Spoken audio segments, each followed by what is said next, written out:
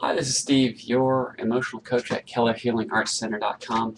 Today I'm doing a video on how do you reconcile your Christian faith with doing something like the emotion code. So this is a video for someone who is calls themselves a Christian, and that's very important to you. Living your life in line with the Bible is important for you.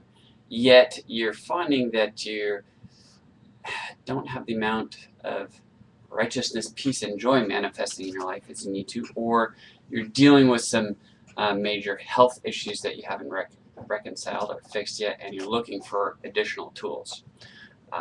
So my niche in all this does seem to be that I do have a lot of my coaching clients who are strong Christians, and they seem comfortable doing this type of work with me, so I'm going to address that. I'll also say that a lot of my clients are not Christians. I don't view my emotional coaching with people as an evangelistic opportunity, right? So a little bit about my background. I have been a Christian, most of my life. I've gone to Bible school. I went to a Bible school that was very well known for healing, actually. People would come from all over the world there to get prayed for.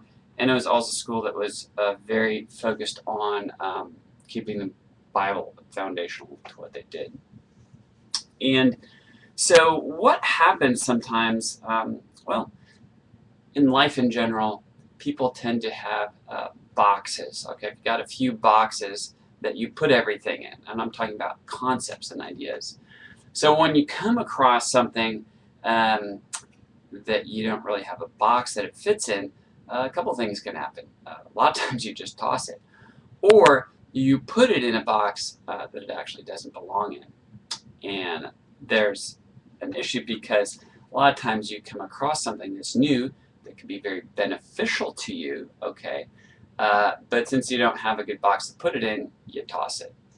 Now, one thing here, just I'm going to throw a lot of things out there. I'm not going to go into a lot of detail, but just give you some food for thought.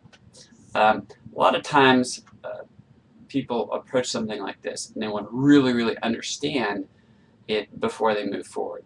In other words, you're looking for peace that's connected to understanding so then you can move forward. Well, here's a thought. God said, "My peace passes understanding." Sometimes there's solutions that are presented to us that if you try and totally wrap your head around it before you do it, you might miss out on something. Now, I will say I am a fairly conservative person, even though I'm doing a lot of things that are pretty outside the box. And although I'm very open to a lot of things, I do agree that you need to be careful.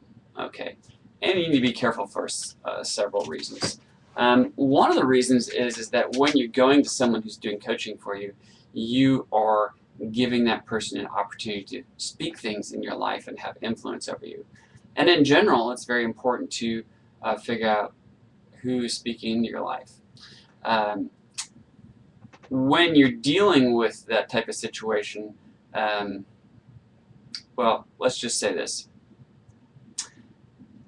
There is opportunity for people to exercise control or put pressure on you, okay? And that's true anywhere. Really, the Old Testament says that control and manipulation is as the spirit of witchcraft. And really, there can be a lot of witchcraft going on in a lot of churches across the country every Sunday when the offering's taken. I'm just going to put that out there. There's some pressure and control. But there's also, if you're interested in this type of thing and concerned from this perspective, a very good book to read are a few by Johanna Mickelson. She's got a book called The Brighter Side of Evil and Like Lambs to Slaughter. So there are some legitimate things to be concerned about out there as you go and try and move forward either emotionally or with your health, that occasionally things, I'll just say, cost you more than you really thought they were going to cost you. So, but back to something like the emotion code. so often as a Christian, you look at something like the emotion code, you don't really have a very big box to put it in. And what typically happens is with something like this, you are assigning more spiritual um, uh, elements to it than really belong there. And I'll go into that a little bit more. But from my perspective, you know, in the past 2 years, I've had to do a lot of work on my car, and it's been super frustrating. But I did get this cool thing that I plugged it into my car. You know, my car, it was a diesel Excursion, had has a lot of built-in diagnostic tools from the factory. The engineers, they designed that into it. So I bought this thing on eBay, and I could plug it into the computer port on my car, and then I downloaded a program for my phone, and I could read the codes off right on my phone. Totally cool. It really saved me a huge amount of time and money. Now, my new phone, by the way, is awesome. But, you know, I think I'm probably better designed than my phone, than my car even. And what I'm finding as I learn more and more things is that I believe that God built in to my physical body a massive amount of different diagnostic tools. And so one of the things the emotion code does is it taps into the diagnostic equipment that's already present in my body that was made in there from the factory, so to speak. Okay. One of the things that the emotion code uses is muscle testing. More and more people are kind of familiar with that. It's just basically the idea that a true statement empowers you and a false statement disempowers you. And when you can measure that on kind of a very subtle level using different techniques, you can make statements and see if they are true to your subconscious. When I say subconscious, I personally don't mean your spirit. Some other people may take it that way. If that's the way you're thinking, that's fine. But the emotion code has the ability to tap into kind of root programming on how you're hardwired. Okay, and interestingly enough, I forgot to look up the Bible verse, but there is a scripture in the New Testament that talks about that your body can be trained to know the difference between good and evil, right and wrong. So we're actually talking about your physical body being a tool for discernment. Okay. Now, one of the things that I found is that I'm thinking of one of my instructors from Bible school. And one day we were talking about very practical things, and he was actually talking about hiring people, you know, if you're pastoring a church and hiring people to do different things for you. And he said, this is what he said, it was very interesting. He said, when people have a fish on their business card, he goes, I tend to avoid them. Now there's a guy who's a pastor of a church avoiding people who are outspoken Christians in terms of business people. Why would he say that?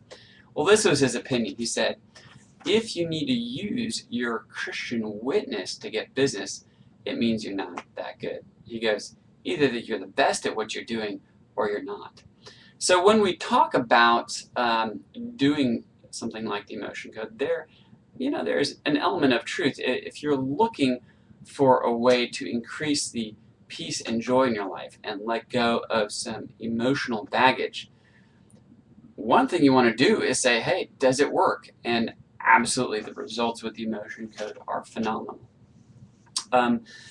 Then some people really might be concerned, well, who is this guy, Dr. Brad? What does he believe, etc., etc. All my interactions with Dr. Brad Nelson have presented me with someone who totally loves God and, most importantly for this situation, loves helping other people. The fact that you may or may not be right in line with his theology, again goes back to, look, I don't hire my plumber based on agreeing with our theological issues being exactly the same.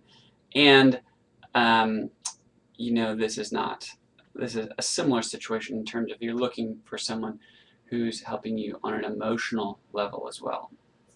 And to kind of go to one extreme, if you look at the Bible, it talks about God is talking about King Cyrus. And I forget the exact scripture, but what he does is he calls King Cyrus, he says, he is my anointed to help the children of Israel, to bring them out of bondage. And so really God was talking about someone who did not, was not at all in line theologically or his belief with the Jews. Yet God decided that he would especially enable this person and gives him gifts and insight and an assignment to be a blessing to the children of Israel.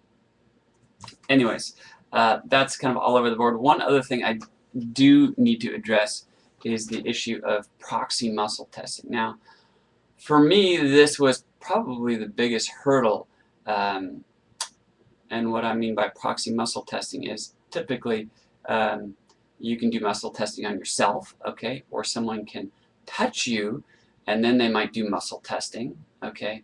What proxy muscle testing means is you're doing it over the phone, and I initially thought it was really weird. I was a little bit nervous about it. Tried to avoid doing it for a while. I found myself one day in Kentucky, and my sisters wanted me to help them with some of this emotion code stuff. So I decided, you know what, I'll do it. Try doing it proxy muscle testing for my sisters. That seems pretty safe.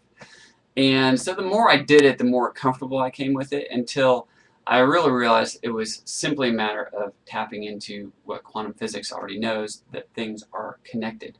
In other words, you can take tissue culture from a person who, say, for example, experienced Pearl Harbor, show the man a video of Pearl Harbor, and measure a very strong change in energy in his physical body as a result of the emotions that he's experiencing while watching it, but also see that exact same measurement in the cell tissue culture that you just took out of this guy's body. And what they found is it didn't matter how far away you took the tissue culture away from the person, that it would show the exact same measurement at the exact same time. In other words, exact same time, not transferred from the man somehow to his cells, but that they were somehow still connected. Einstein actually called this type of thing spooky action at a distance. But, quantum physicists call this type of thing non-locality. Anyways, I'm not a quantum physicist. It's a little outside of my understanding. But personally, I'm very comfortable doing that with people, and above all, find it to be very accurate and very helpful for people. So, sorry we've gone a bit all over the place on this video. It's kind of a big, tricky subject to deal with in 13 minutes, but I hope that was helpful.